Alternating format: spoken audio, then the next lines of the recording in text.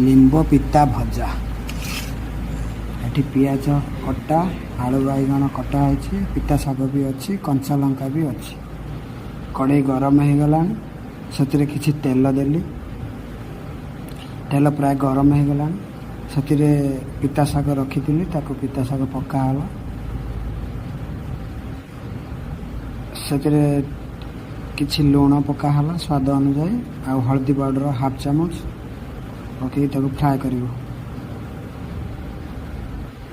भल से भजा हम कहीं तार कंचा पिता अंशटा जमी न बासब प्राय भजा